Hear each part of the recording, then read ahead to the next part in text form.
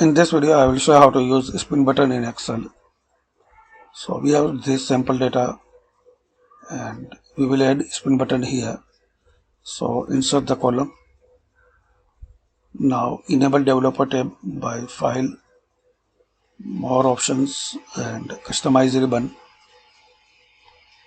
and check this box. Now click on developer tab, insert and select the spin button and draw here. Now drag and drop. Click anywhere. Now right click on it, format control. Click here and select this cell. Click on OK. Now you can use this spin button.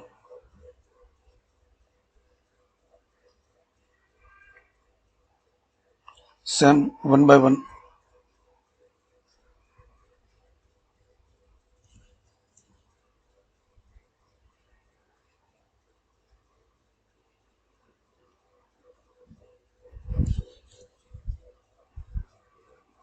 And make changes. So thanks for watching.